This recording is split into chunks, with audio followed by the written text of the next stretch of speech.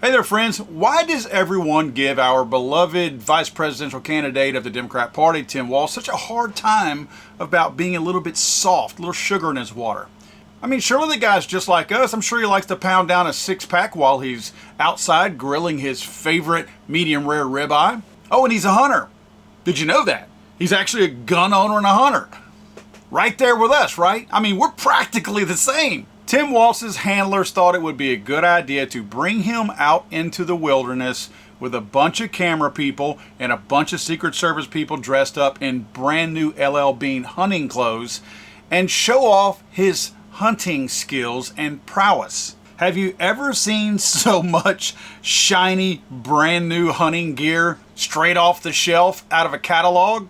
I mean, these guys are practically a boy band. They all dress very similarly alike, and you can tell this ain't no southern hunting guys, or most of you guys out there that hunt. Most of us, whenever we hunt, we have mismatched camo and all kinds of crazy stuff. These guys literally look like they are on a dance team. Tim is the only guy with a shotgun. He's got his little bitch boy behind him. I guess that's in case he accidentally shoots a bird, he gets to go pick it up. There's one spot in this video where the camera is not aimed at Tim. You hear a gunshot go off and then you hear everybody say, "Great shot." Nice shot. Nice shot. But you notice Tim is still walking with his shotgun at the ready position, but they're implying that that was him shooting. I have a question though, and this is a serious question. Whenever I want to go hunting, and hint, hint, wink, wink, I'm not telling any stories here, federal government makes me get a hunting license. This is a staged photo op. Did Tim have a hunting license? So we can probably prove the lie that this was not a legitimate hunting expedition, because they were probably thinking, don't I need a hunting license? Tim, we're not going hunting, dummy. We just want you to carry the gun and walk through the bushes. One of the best parts of this video, which was the further proof that this man has probably never ever touched a Beretta A400, is the fact that he was caught on camera, looks like he was trying to load rounds into his shotgun. Right, never fits quite right, just not quite right. How do you give it back? Governor, what kind of gun is it? This is a Beretta A400. I bought it when I was shooting a lot of trap, because it has a kind of their patented thing, a kickoff, so when you get old, it doesn't hurt your shoulder as much. That's pathetic. That is a perfect example of toxic femininity, is what that is. It's a damn good thing he ain't hunting grizzly bears, because he'd be dead by now. But I want to show you guys what he was doing. I want to show you where he screwed up. This is a Beretta 1301. Same brand gun that he had. Notice I am on safety also. I want you guys to see, this is a simplicity to be able to show that this man has never operated this type of shotgun before. Somebody bought him a shotgun thinking that he would appeal to the male masses out there who eat red meat and drink beer. Thought this would be a good idea. This is what he's trying to do. Load around, okay? You load around into the magazine tube, you have to release it with the carrier release. If you notice, and I'm going to go back and show you the video, he's working the charging handle. And again, guys, we are on safe here.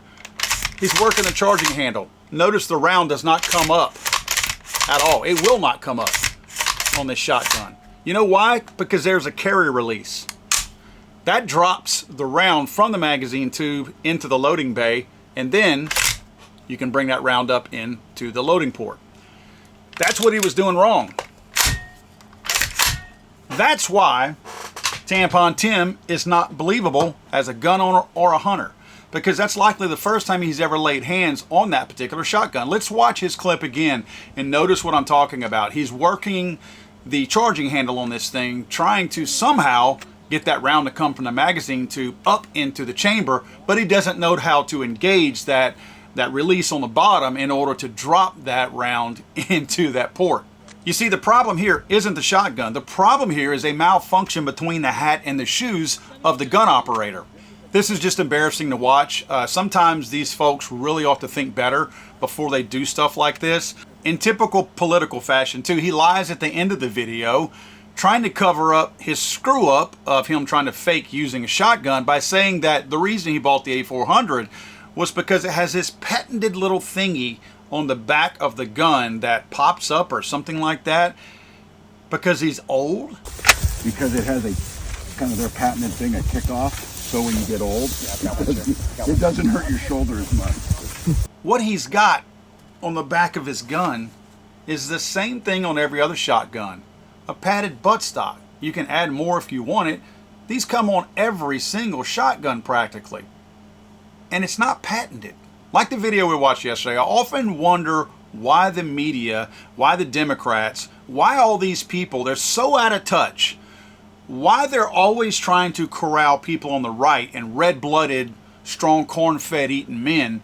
Why they try to use the super overly feminine gay men to pretend to be some kind of corn-fed eating mechanic or truck driver or something like that, to attempt to appeal to people that they can't relate to. The reason why they use these gay guys in their video yesterday, and they have confirmed, I think every one of them is a gay man, and Tim Walz, who is not out as a gay man, but he's clearly gay.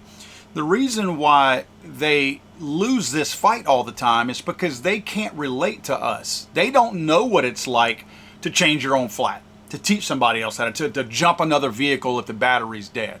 Heck, God forbid the battery needs to be changed out. They don't know how to relate to that because they don't deal with and interact with real men. They're always dealing with somebody who's a scarf-wearing man bun guy who's got this really soft, sensitive side to him. And then they try to pretend to know what we want and what we're looking for and what they need to appeal to us. But they never ask us.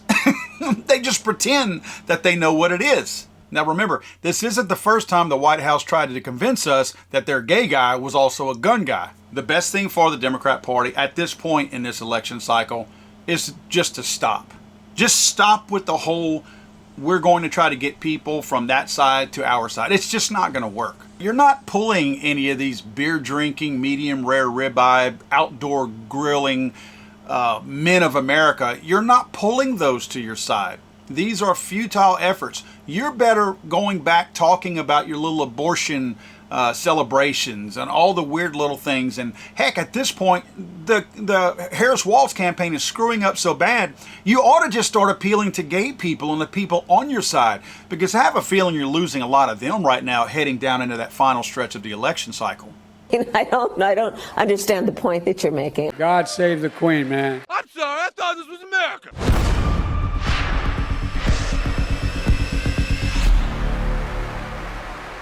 It's over.